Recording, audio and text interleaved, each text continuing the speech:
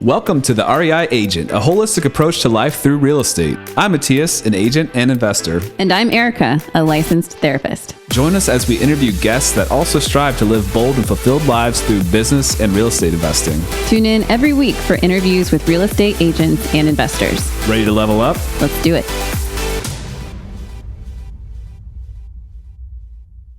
Welcome back to the REI Agent. This is Mattias here. I am drinking from a fire hose. I am incredibly busy. Spring has sprung. The time of recording is the end of March, and I am writing offers. I'm getting listings together. A lot of different activity, which is great. I know that there are markets that are not doing as well, so I'm thankful that things are still doing well here. I don't really know if there's signs of our market slowing. Seems to still be a strong buyer's market. We might not have seen, seller's market. We may not have seen a big swing in housing prices as others did, or quite to the extent. And we definitely did see a big swing up through the pandemic, but maybe not as extreme as it was in other markets. So we'll see. We'll keep getting while the getting's good. But I'm going to keep this one short so that I can get back to it. Erica is still in recovery. We have from her meniscus surgery at the time of this recording. It'll be 2 weeks tomorrow. And she is also with our daughter who is on spring break. So we are still trying to work out how we can get her into this podcast somehow, if we can have her record a different space, or if we can maybe move our setup back to the dining room table as it once was. We can do some back in the day for nostalgia purposes. But things are frustrating when you are limited in your abilities. From her end, she feels very limited. Can only, do so much. Everything you want to do, you have to kind of push a cart around with crutches.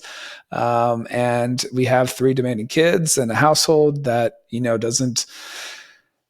just doesn't run itself. And I, again, have been very busy. So it's just been kind of a hectic time.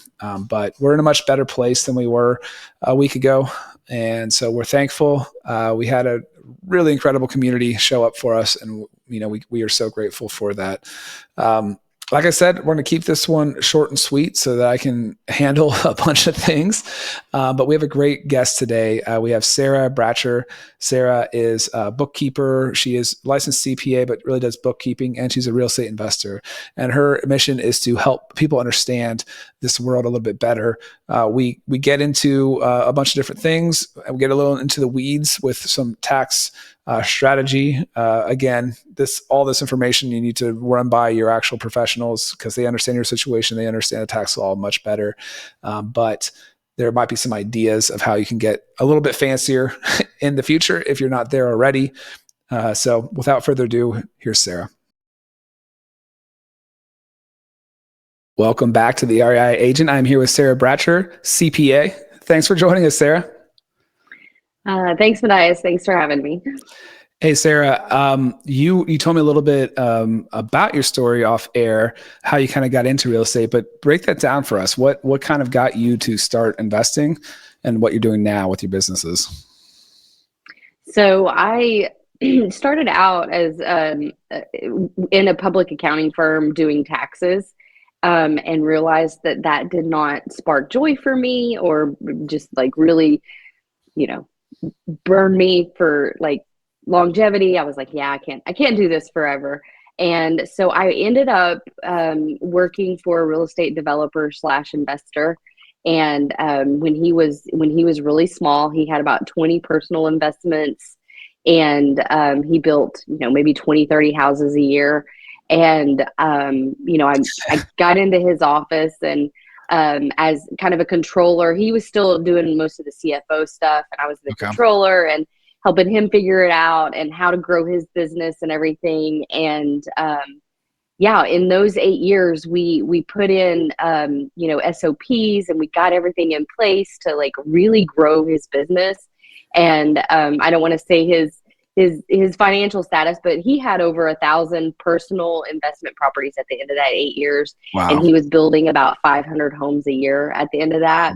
And I had kind of grown myself into, a manager position. Basically, I was the CFO. I, did cash flow projections. It was always in the real estate world, we're always juggling that cash and, doing all that. And I was kind of doing the higher level stuff like that.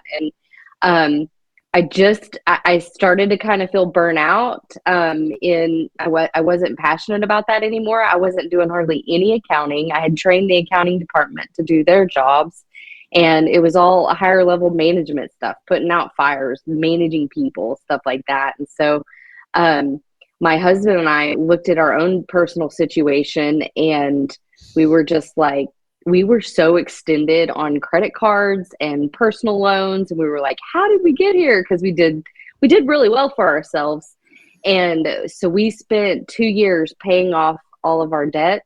It was $154,000. We did Dave Ramsey's program. Yeah, yep. It was $154,000 just paying it off so we could change the trajectory of our lives. And we knew we wanted to invest in real estate and do that piece of it. And just kind of everything else, we were just, listening to all the podcasts and trying to figure out a new direction for life and everything.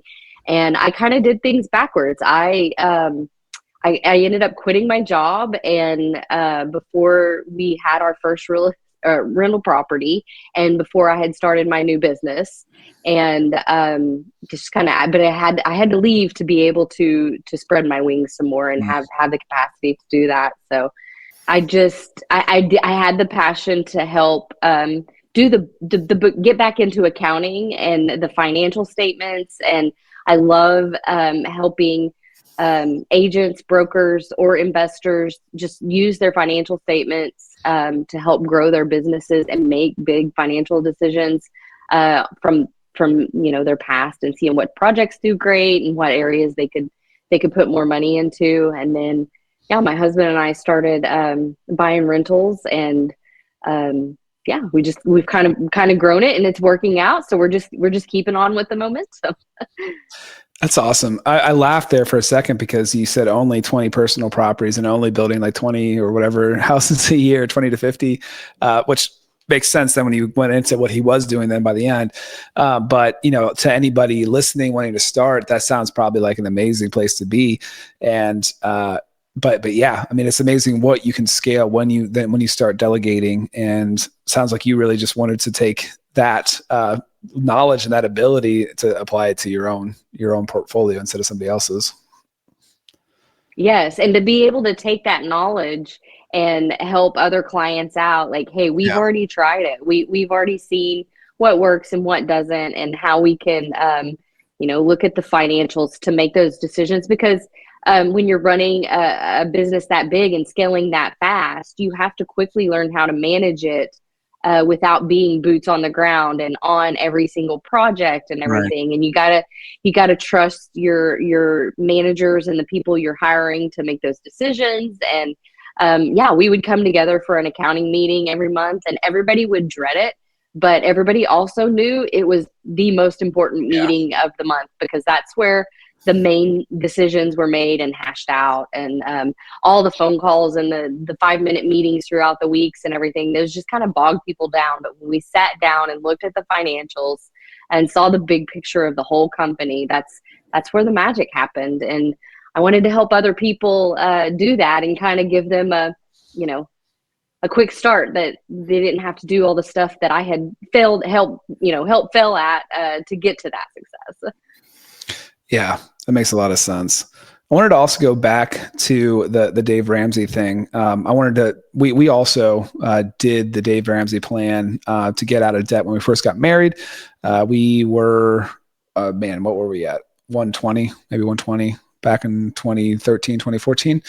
And that took us a while. We weren't making very much money, but I just wanted to say, like, I think oftentimes when you get into real estate investing spaces, and a lot of, maybe business and finance, personal finance stuff, I think Dave Ramsey gets crapped on a little bit. I think people, and I mean, I think that there is a place, and if you are in a situation where you have a lot of debt and you want to get that behind you, I think it's a really good option for a lot of people just to get super focused. And it's more behavioral, psychological than it is financial. Like financial or mathematically sound, right? Like you're not going after the highest interest rate first. You're going off over the smallest the smallest loan, taking that out so you get some momentum, so you start feeling like you're making progress. And I think just if anybody's listening to this that is in that kind of situation, I would say, it's not a bad starting point. And you may find that you can live that way and live the Dave Ramsey method forever. But I think then you can kind of also graduate and maybe start looking at things a little bit differently. Like maybe you don't have to always get a 15-year mortgage, especially with the interest rates where they're at now, for example. I mean, how do you feel about that Dave Ramsey in general, and just kind of, are you still kind of following that methodology, or where are you all at with that? No, so I had started a debt-free Instagram account when it was happened. It was the hashtag debt-free community, and there was a bunch of people, and I documented our debt payoff. And it was like, I didn't have anybody personal on there because we were putting actual numbers, and it's all archived now. But it was always a huge discussion about Dave Ramsey and his politics and his, his opinions. He's, forceful on it and everything. And very strong. I think, yeah, but I think you have to be that way when it comes to those financials. You need kind of that harsh black and white. Yeah. And I remember it always being a huge discussion about baby step one being only $1,000. Right. And it's like, dude, we were $154,000 in debt, and we were making double six figures a year, and we couldn't afford groceries because our credit card payments were so high. We had just everything kept going up, and the credit card debt kept going up faster because we thought we deserved it, and right. all the fun stuff that happens in life. And it was hard. It took us 6 months to save up that $1,000. Could that $1,000 save us from a literal catastrophe? Absolutely not. But the baby step one is just, like you said, the mindset to get you there and to get you over that hump so you could save $1,000 and then go from there. But once it took us 6 months to save $1,000 to get us out of that hole. Wow. But once we had that, less than 2 years, wow. Less than 2 years later, we paid off $154,000. It's just the momentum. It's just that mindset shift to get you out of a consumer habit to a content habit and abundance. And we're always looking for abundance and joy and all that. And it's there. And by no means, like this was 6 years ago. By no means is life easy in my financial world, because I did all that. It is still hard. I still have to make a decision daily. Do I want to be content, or do I want to be back in credit card debt? Like, I would love to be able to do all the fancy vacations and everything that I think I can afford, but as business owners now, we have to have higher reserves on the other side because things come up always. So we have to be careful about it.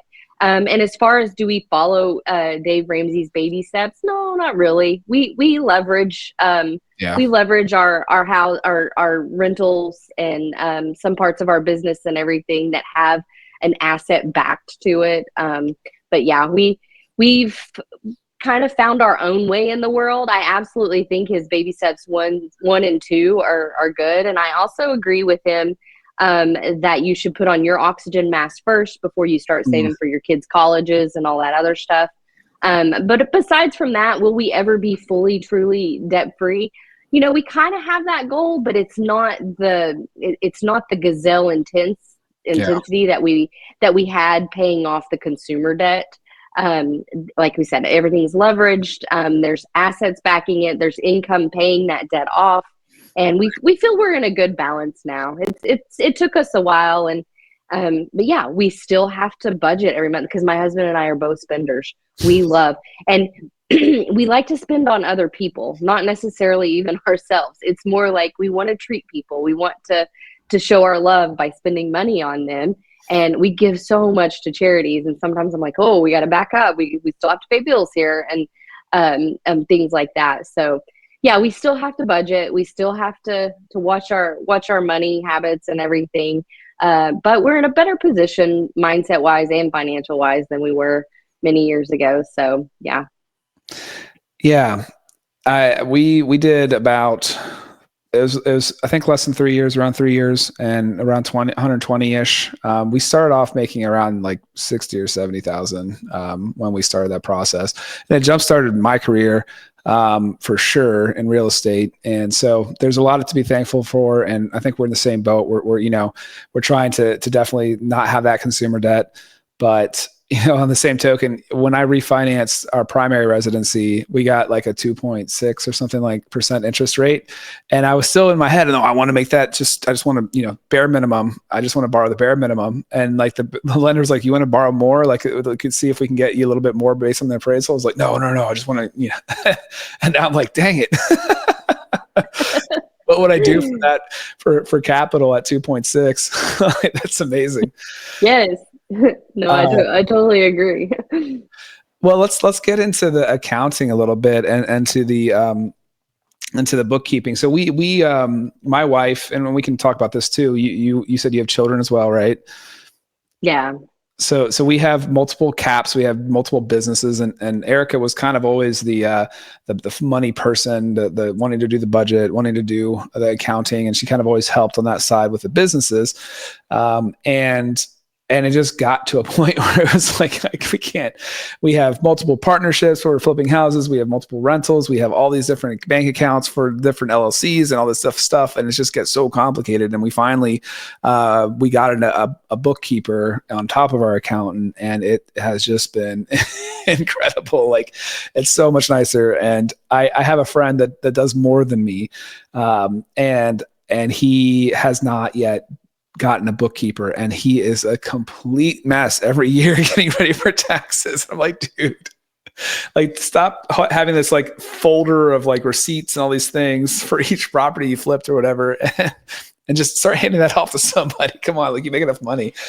I think when people start a new business or buy their first rental property, it's just like 5 transactions a month, and It's like, okay, and then things kind of slowly grow and grow and grow until it is very overwhelming, and then people kind of get they don't want to talk about it because they're behind and they're embarrassed and all that other stuff, and it gets like the frog. It gets kind of, it's like the frog in the pot of water that starts slowly boiling. They don't learn to jump out. Yes.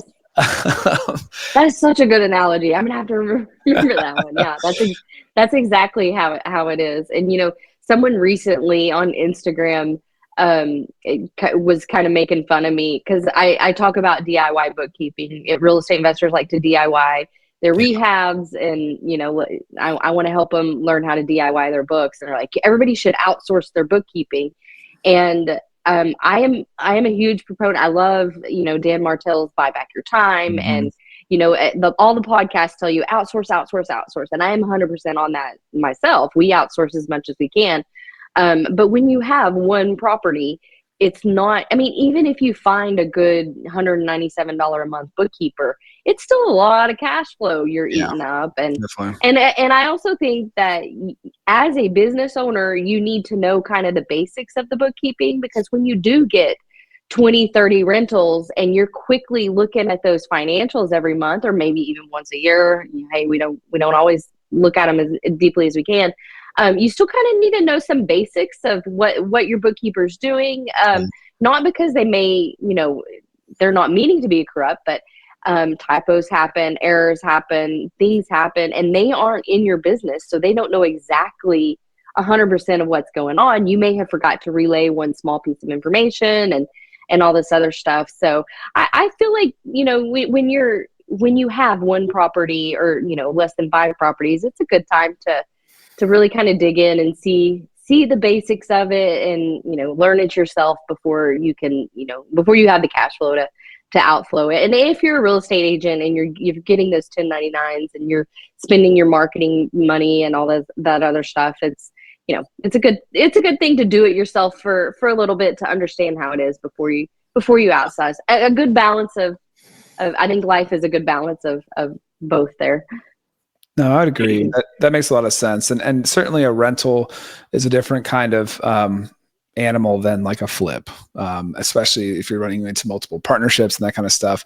There's different levels of intensity with either one. But I agree. Like, I think you do need to have a good grasp. I think Erica is still pretty involved with the bookkeeper, going back and forth and figuring things out. And she does have a pretty good grasp on it, but it just makes it so much easier for her. She's just so much more relaxed. And to that point, as like, we have 3 little kids, and it's like, it's just chaos like all the time. And we find ourselves just, like wanting to outsource more. We've tried to make our lives like better and simpler, or have the ability to maybe retire early or whatever, with this stuff by investing. And now, our life is so complicated and confusing. So we got to get those people in place that kind of help make it feel less chaotic. And that Bookkeeper is a great example of one thing that's greatly improved our life. Yeah, I think, the podcasts are full of ways to outsource, and even like housekeepers and, other pieces of it and everything. But at the end of the day, it's still your life. It's still your business. And you still have to, like a property manager, like you hire a property manager. Yeah. And if they happen to get a bad tenant in there, you still have to make that monthly mortgage payment. Yep. And you've still got to find those resources and everything. And so, outsourcing to bookkeeping is, you still have to make those high level accounting. You are still the head accountant of the company, and you still have to help make those high level decisions of, are we going to do a cost segregation? And, you talk to your tax strategist about it. And if you want to, manage all that together. So it still ultimately comes down. The IRS, if they were to audit someone, it goes to your name, not the bookkeeper's name. So you still need to have a grasp of what's going on in your bookkeeping and doing all that other stuff. So, and my mission this year is kind of to help educate people on, just small terms and why things are the way they are. And I think there's a lack of education out there. So I've been trying to put out some more podcasts of my own and YouTube channel, just to try to get people more familiar with accounting and accounting terms. So it's not just like, and piled up, ready to explode during tax season.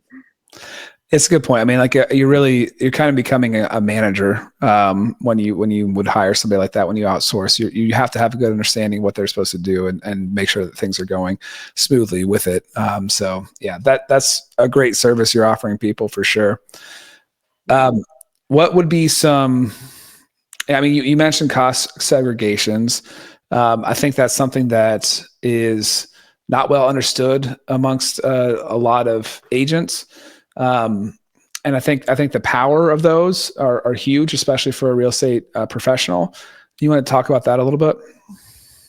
Yeah. So, a cost segregation it's a hot topic in real estate investings right now, especially with the potential of 100% bonus depreciation coming back and everything. And while I am a CPA, I don't actually physically do taxes. There's so much more in intricate details that go into actually having to that. So absolutely talk to your tax strategist or your tax preparer about what's best for your circumstances. But a cost segregation just helps you write off those expenses quicker, especially if you have W-2 income still coming in and you need to offset some other income somewhere. But there's so many, you have to be maybe a real estate professional, or you can utilize the short-term loophole. But it basically just speeds up the losses you can take for the actual property that you're buying. It segregates the cost like per item, like paint, instead of amortizing like the whole building and improvements over 27 and a half years of life. It breaks it down into smaller increments. Like, paint may only be a 5-year asset, so you can depreciate over 5 years, or get the 100% bonus depreciation from it. Whatever the tax rules end up being this year. I don't know that anything's going to come out in the next couple weeks before that, but they're still hopeful that he might change it quickly. Sure. But before you get to the cost segregation, I want to make a point here also. I feel, I mean, I am a little biased because I'm a bookkeeper, but I feel that bookkeeping is your number one tax strategy, Okay. because you need to know what financial position you're in before you can really start, before you know, you may already be operating at a loss, and you may not need that cost segregation Sure. this year because you already have those losses, for some, unforeseen reason, whatever it may be. If you've had a flip go bad and you have, $20,000 in losses already, and you may be able to, and that'd be more active income, but getting in the weeds here. But really, the bookkeeping piece itself tells you whether or not what you need to utilize a tax strategy. I mean, you could be in a position that, you don't need to spend thousands of dollars to get extra, tax strategies in there when you're already kind of operating where you need to be before that. So that's kind of my big thing is, bookkeeping is the number one tax strategy, because especially if you've already hired a tax strategist, get your bookkeeping up to date before you go into that meeting, because they're going to need to see, kind of your big picture of where you are and where you need to be. Something that people would definitely need to talk to their accountant about before exploring, but something that I've heard that I thought was really interesting that could be, talk to what you're talking about is, if you have like a year where you're really you are operating at a loss, if you do have a negative or very low taxable income for a year, you might have that from big expenses, being able to depreciate, things like this. The bonus depreciation that we're talking about could all contribute to this, right? I've heard about people actually changing their IRA into a Roth IRA at that kind of time, because I think you have to usually pay a tax on converting it. And I think that at a loss would then allow you to do so. So, I mean, again, check with your CPAs and the whole point of that is then you could, in theory, I mean, you could use your Roth IRA in many different ways, but you could also, invest in real estate with it, with a self-directed IRA, and then that would be tax-free going forward. And so that's why it's important to know where you're at, and then have a tax strategist actually, advise you as to what the best moves are. Yeah, no, absolutely. And there are some amazing people out there educating on the self-directed IRA. I always refer to Karen Hall with UDirect Services for the self-direct. She just, I think, produced a book with Bigger Pockets, but she has some amazing information in there, because I'm in the depths of it. We're trying to roll over an old 401k into a self-directed IRA, and it is a lot of information to soak in and to figure out all that. Yeah, we're trying to do that to do some, make some bigger moves in our real estate portfolio as well. My husband's about to be done with his W-2 job, so we're looking at doing some bigger things with that, and he's going to kind of do go all in on that, and I'll still be doing my bookkeeping, and then he'll manage all of that. But yeah, we are knee deep in all the self-directed IRA stuff right now, because there's so many good ways you can do so much. Yeah, you can really do so much. I haven't really gone into that as far as me actually doing it. And there's a couple reasons there, because I think, for one, I think there's I'd like to have a little bit of balance with stocks and stuff like that. And two, I can't use that money. Like if I flip a house normally, I could use that money. I can decide where it goes. If I get a rental, if I get cash flow, all that kind of stuff, I can use that money. And I know that eventually that will be great, but I also kind of love that freedom that comes along with real estate investing, as opposed to like stocks in a SEP IRA is what, things that I get pushed to do or have done in the past, since I'm running an S Corp. For my real estate sales, the SEP IRA is definitely something that can make a lot of sense for a lot of people, and it's great. I'm not saying it's a bad vehicle, but again, I've kind of decided, well, I'd rather buy a property than maybe do a cost seg on it and kind of get better tax benefits, maybe in theory, than I would if I just did the SEP IRA. So yeah, it's a complicated world out there. That's why we hire professionals. Yes, and that's why there can be so many podcast episodes about it, because you can go down one rabbit hole for 30 minutes and still not touch a whole space over here of how someone else has used it. And it's amazing how creative people get for it. And I'm a CPA and I am helping my clients on the daily, and I'm still like untapped into so many. By the end of this year, I'm going to be a self-directed IRA guru.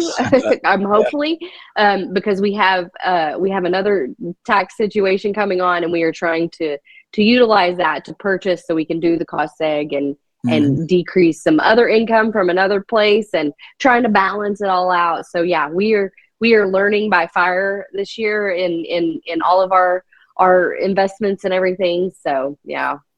Yeah, it's a wild world. If you're an agent and you're starting out, like, this is stuff that you probably don't have to worry about too much. But at some point, you're going to want to look into getting probably your business into a the LLC. What I just said, S corp, because that's going to have some tax benefits for you. Again, double check with your accountants about that. But then, when you're rolling a little bit and you're wanting to invest your money, you can start thinking about the stuff that we're talking about as well. And buying real estate and, accelerate that depreciation so that you can, if you have a really good year, you can help balance that out. I've given this example a few times, but I invested in a mobile home park syndication. I invested $50,000 in the first year. I was able to write off $66,000 because of accelerated depreciation. So that's the power of it. And you can't do that. I mean, that was probably an extreme example, and it's not going to be the same every year, but I also got like 11% return on that $50,000. And just, nice. So, I mean, it was a great investment. And if I wasn't a real estate professional, if I wasn't, an agent, an investor, all that kind of stuff, I wouldn't have been able to take all of that 66,000. And so there's a huge advantage to agents, to real estate investors. So if you haven't heard about this, it's definitely something worth exploring. And like you mentioned, it was kind of going away, but I think Trump was the one that put it into place to begin with. And so that's why there's possibilities of it coming back now. But yeah, who knows? It's going crazy there. Who knows what's who knows what's important to this administration right now? But yeah, it could turn at any moment, and we're hopeful it is. Back to the whether it's an LLC or S corp, I want to touch on that for a little bit. Sure. Because I think a lot of people will consult maybe their CPA but not their lawyer, or their lawyer but not their CPA.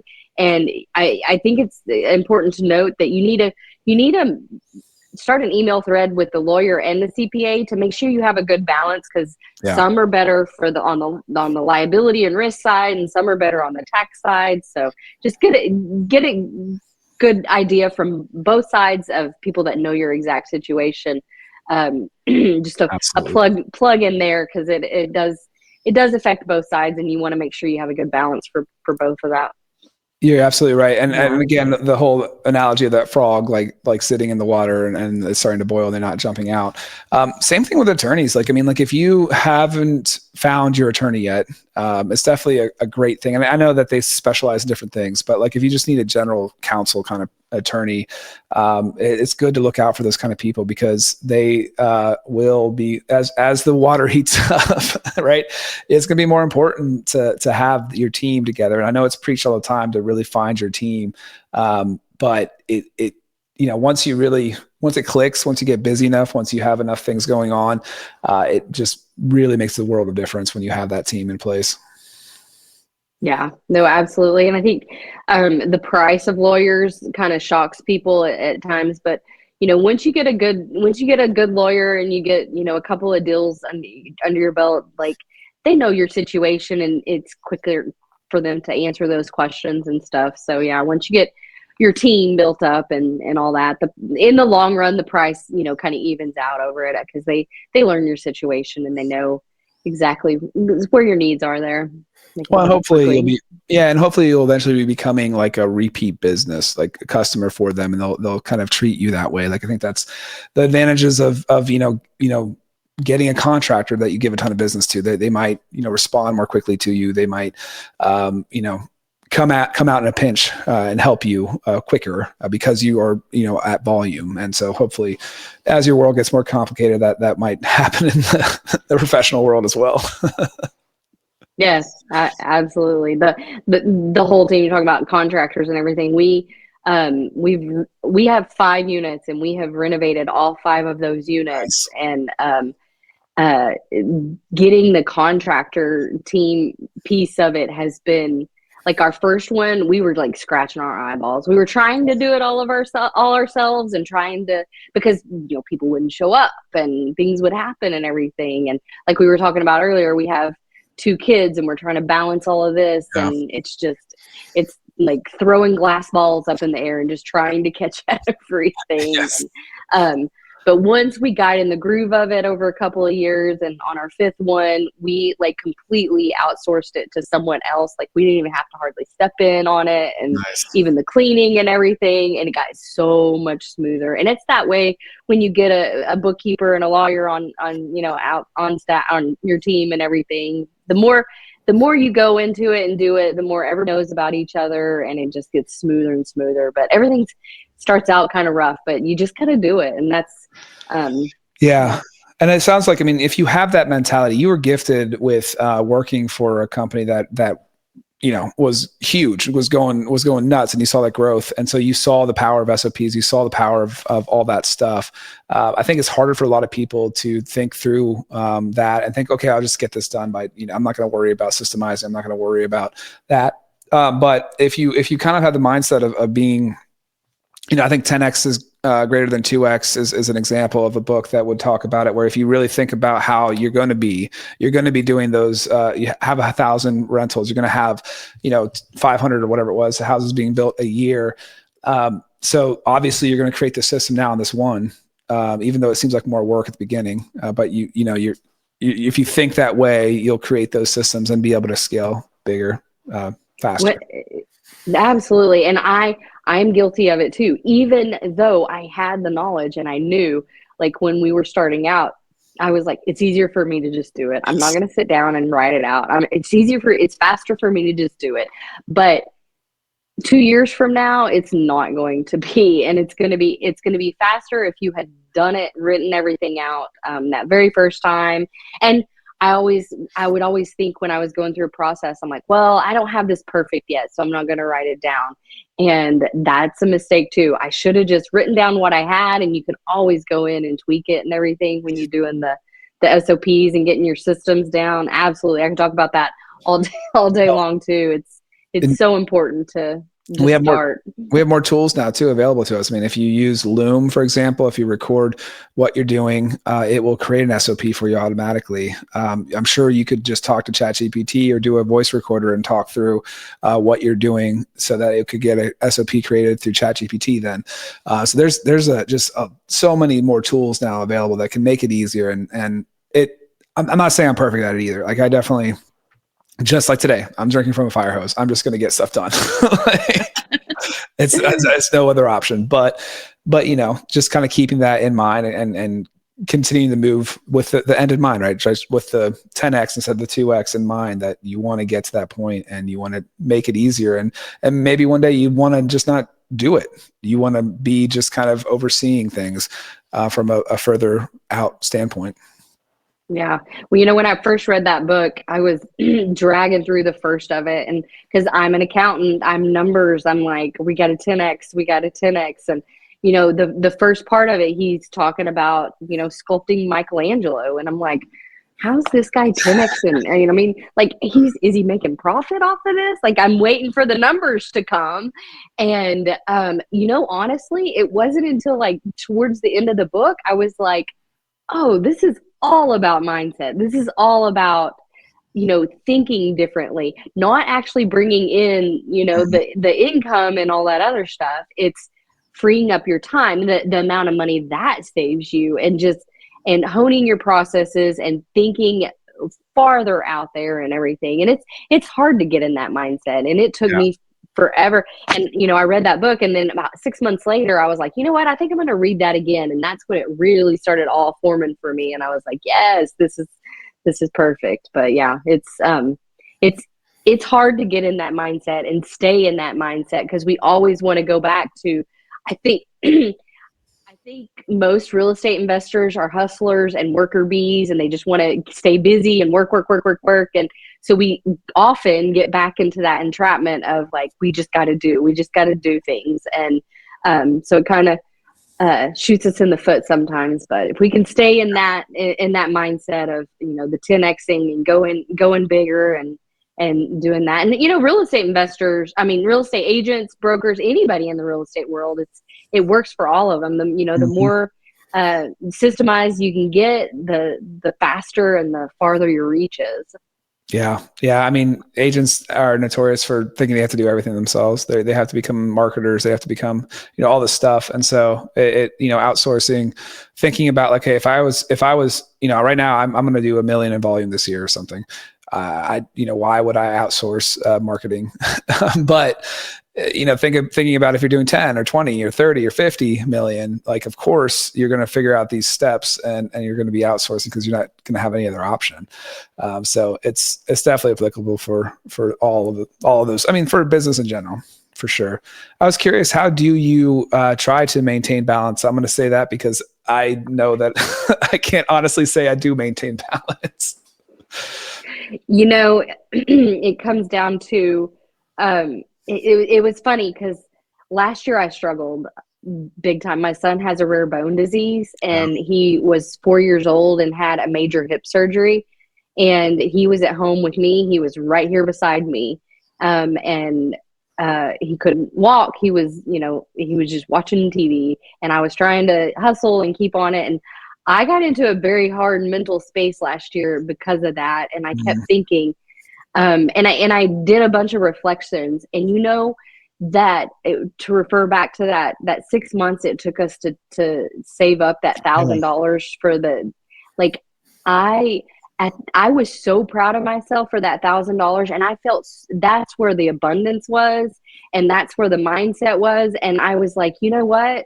I was juggling everything. Our cash flow, we were always, juggling around. What the joke is, the three things that you will are certain in life are death, taxes, and a real estate investor's running out of cash. Real estate investor running out of cash. Yeah. And we were juggling that, and I was like, I gotta keep going. We gotta keep, because we gotta keep the machine going and the money coming in and everything. And I looked back to where, we could barely afford groceries, and I was like, that was where I was most abundant, because I had done all the steps to get there. And I was like, it's not the cash that brings the abundance.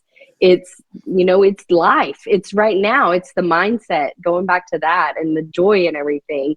And I've been on a health kick since I've had my daughter's almost 2. And I was like, I've got to show her that I need to take care of my body too. So it's been a combination of working out, walking, taking walks with them, and communicating, and just, focusing on the kids. When it's their time one-on-one. Like, yeah.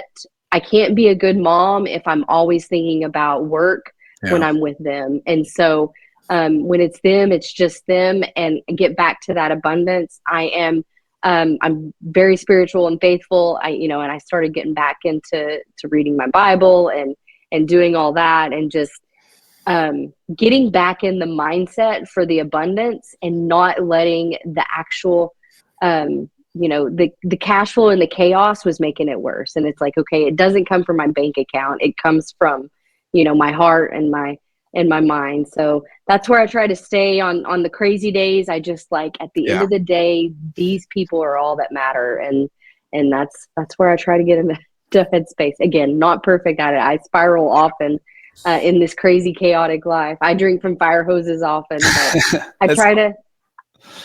Yeah, I was just going to say, it's all about continue to try, being intentional, and continuing to try to have that balance, to try to do all that was important to you, instead of just you taking care of everything that screams. Yeah.